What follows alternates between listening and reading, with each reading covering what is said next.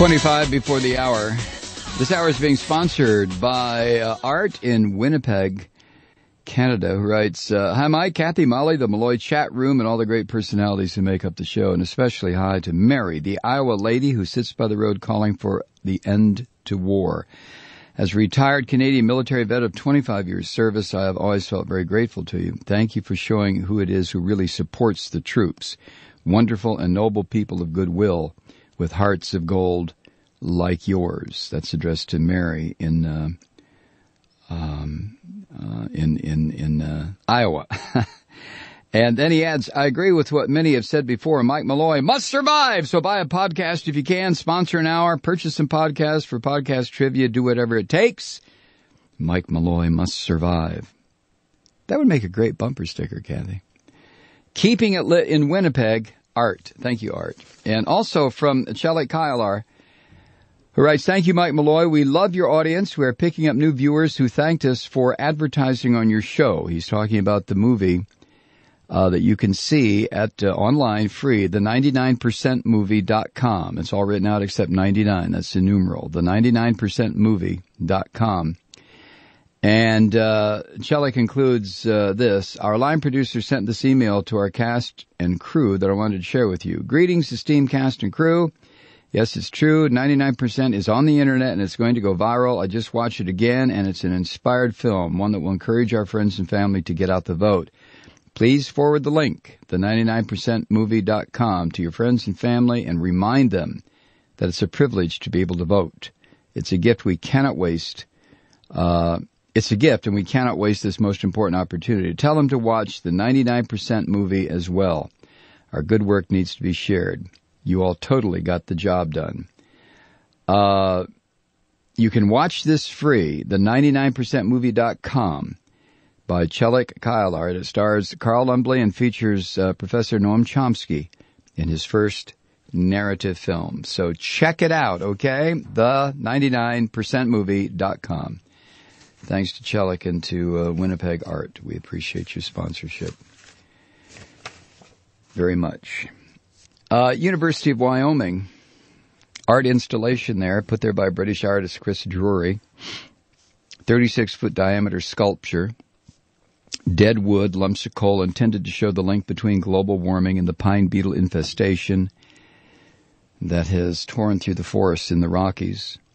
And the University of Wyoming came under tremendous pressure by the corporatists, in especially the mining and timber industry. I mean, after all, it is Wyoming, right? To the extent that the installation was removed. This is what happens when art conflicts with capitalism or corporatism in a fascist society or a totalitarian society. The art will be removed. The art will be destroyed. The art eventually will never be produced to begin with because the risk is too great.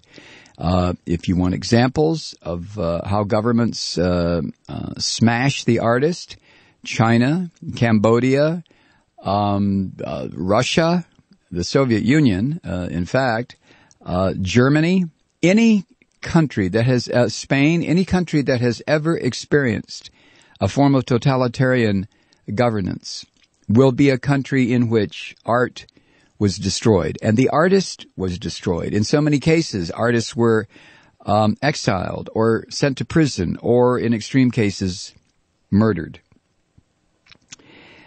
According to the New York Times, over the weekend, the art that irked these energy executives is gone. But the dispute continues. Some emails were released. In another email, Dr. Buchanan, Tom Buchanan, who is the university's president, it was to Dr. Buchanan, State Representative Thomas Lubnau II threatened to introduce legislation that would assure that, quote, no fossil fuel-derived tax dollars find their way to the University of Wisconsin or University of Wyoming funding stream. Do you understand that?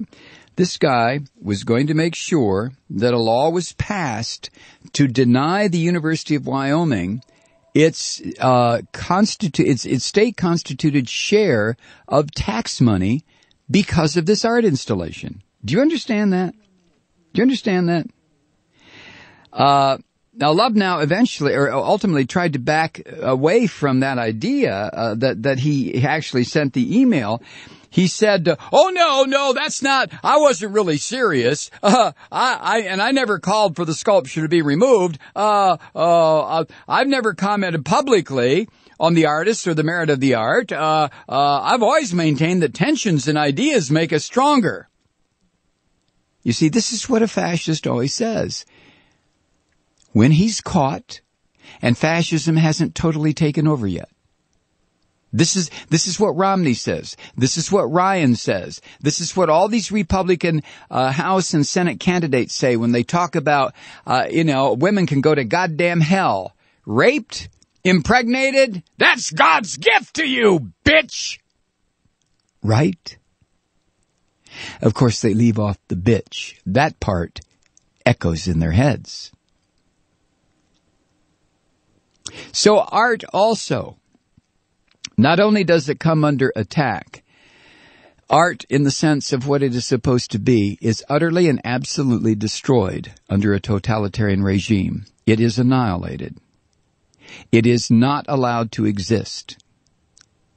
Now, we have people who listen to this program, who are painters, who are weavers, who produce art of all sorts, music, painting, charcoal works, line drawings. It doesn't make any difference. Under totalitarianism, your art will not be accepted.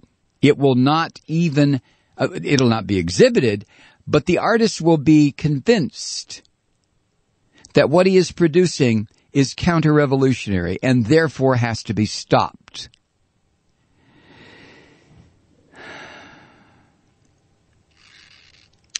The Marion Loomis, the executive director of the Wyoming Mining Association, said that his group was not trying to tell the university what art to display, but that it had a right to complain about something it deemed offensive. The association, the it in that sentence, it's a probably a nonprofit LLC designed to corrupt and destroy art, to influence public thinking in the state of Wyoming. But it, according to Mr. Loomis, it had a right to complain about something it deemed offensive. Do you understand that? Good. Mr. Loomis said, quote, "We felt like it was a slap, so we reacted. We may have overreacted. We're over it," end quote. So the guy is saying, yeah, we threatened everybody we could threaten. The university president, the Alumni Association.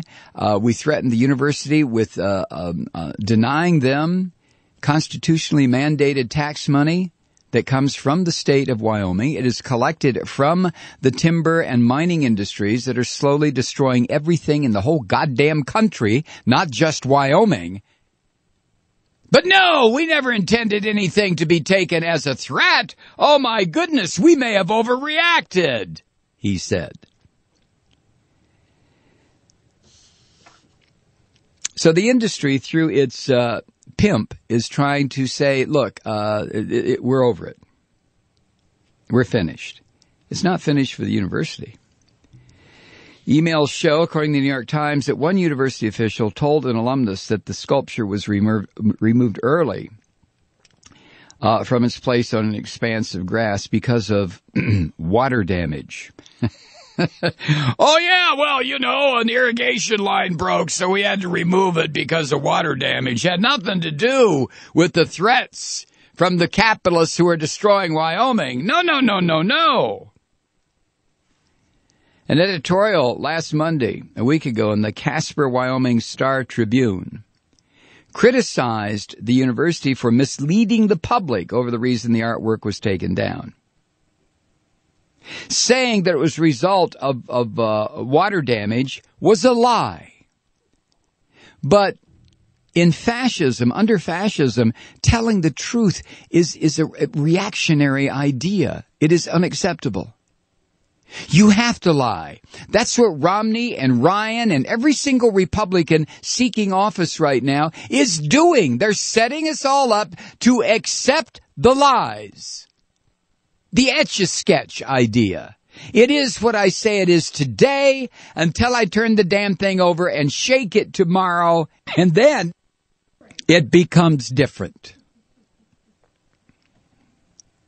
So, I just thought you might want to know how the University of Wyoming has collapsed after an onslaught by the capitalists who run the state. And in the state of Wyoming, that happens to be mining, as in coal, oil, as in punch holes in the earth, and timber, as in strip the land absolutely nude.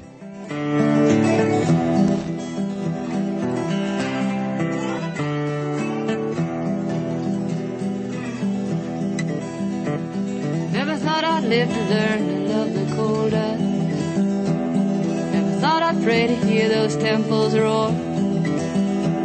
But God, I wish the grass would turn to money, and then them greenbacks would fill my pockets once